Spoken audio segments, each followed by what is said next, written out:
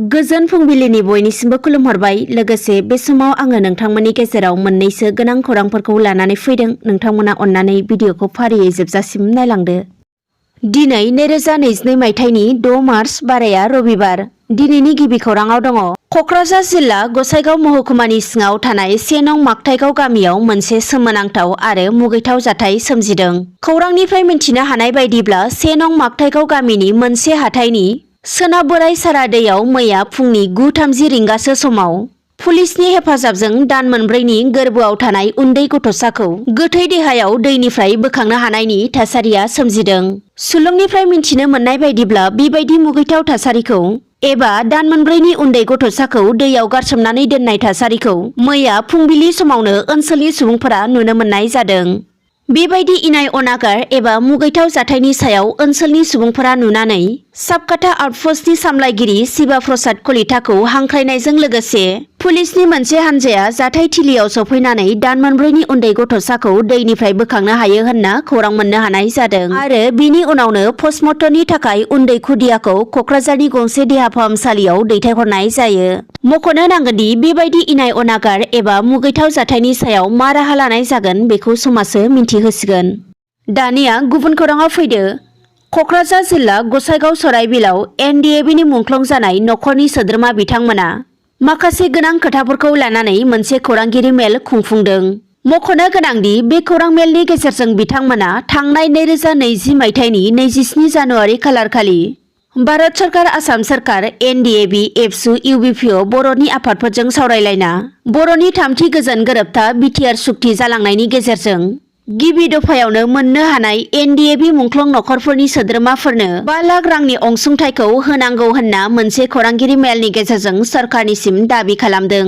NDABनि मुंख्लं नखरनि सोद्रोमा बिथांमोना बे खौरां मेलनि गेजेरजों BTSनि गाहाय खुंगिरि प्रमद बर', लेङाइ गाहाय मावफुं सोद्रोमा गबिन्द चन्द्र बसुमतारी आरो मोनसे समनि बारग' NDABनि दैदेनगिरि आरो आथिखालनि BTSनि मावफुं सोद्रोमा बिआर फेरेंगा एबा रनजित बसुमतारी, लोगोसेनो आसामनि गिबि मन्थ्रि डक्टर हिमन्त बिश्व शर्मा बिथांमोनखौ खावलायहरदों दि जाहाथे थाबैनो NDAB मुंख्लं नखरफोरनि मोननो गोनां मोनथाय एबा 5 लाख रांनि अनसुंथाइखौ मोनफुंनायनि खामानिखौ मावफुङो आरो बेजों लोगोसेनो दफा बायदियै NDAB मुंख्लं नखराव साफा साफायै साख्रि होनायनि जे खोथा दङमोन, बे हिसाबै सरकारा 3rd ग्रेड 4th ग्रेडब्लाबो थाबैनो साख्रिखौबो होयो। बिनि थाखाय NDAB मुंख्लं नखरनि सोद्रोमा बिथांमोना बे खौरांगिरि मेलनि गेजेरजों सरकारखौ खावलायहरदों।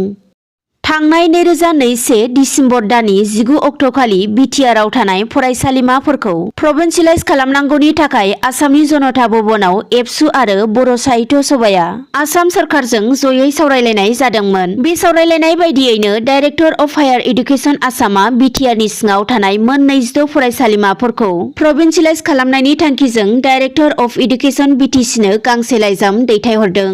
मख'नो नांगोनदि आसाम सरकारा गनायना लानायजों लोगोसे बे मोन 26 था फरायसालिमाफोरनि फोरोंगिरि, फरायसालिमानि बिथा आरो फरायसालिमायाव गुबुन गुबुन बिबानाव हाबा मावग्राफोरनि डाटा बुथुमनायनि बिथोन बायदियै डाइरेक्टर अफ इडुकेसन BTCनो बे गांसे लाइजामखौ दैथायहरनाय जादों।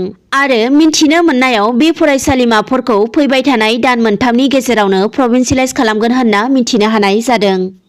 आरोबाव गुबुन खौराङाव फैदो। कार्बि आलं जिल्लानि लांहिन टाउननि हाजोआरि फोथाराव खुंफुंजानाय एबसुनि 54थि थान्दै जखन्थाया मैया जोबनानै थांबाय।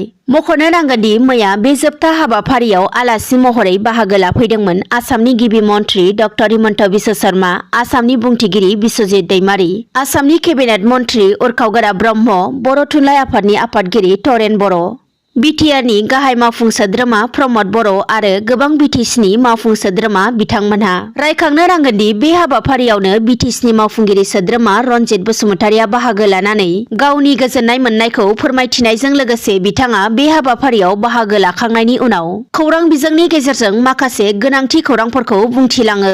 जेराव बिथाङा गावनि बिबुंथियाव बुंथिनाय बायदिब्ला मिरु एबसुनि 54थि थान्दै जखन्थाइनि गेजेरजों बर' हारिनि गेजेराव मोनसे सांग्रांथि आरो खौसेथिनि जिनज्रिया अरायबो नांथाबनानै थाबाय थाथों आरो बेजों लोगोसेनो गावजों गावनि गेजेराव सान्थिनि दैमुआ जेब्लाबो बोहैनो हाथों होनना बिथाङा बुंथिलाङो। बेनि अनगायैबो बिथाङा बुंबावो दि जेखि सुबुङानो जेखि पलिटिकेल पार्टियाव थाया मानो एबा जेखि बर' हारिनि आफादावनो थाया मानो साफ्रोमबो बर' फिसाफोरानो फंसे बाथ्राखौ बयबो बुंनो हानांगोन होननानैबो बिथाङा बुंथिबावो। बे बाथ्रायानो जाबाय आं बर' होननानै बयबो बर' फिसाफोरानो सिनायथि होनायजों लोगोसे हारिनि जौगानायनि खामानि मावलांनांगौ होनना बिथाङा बुंथियो। बेनि अनगायैबो बर'नि साफ्रोमबो राजखान्थियारि आरो समाज सिबियारि बिथांमोनखौ बे समाव बयबो खौसेथि जालायनानै हारिनि जौगानायनि खामानि मावलायनायनि सम सफैबाय होननानैबो बुंथिबावदों EM रन्जित बसुमतारी बिथाङा।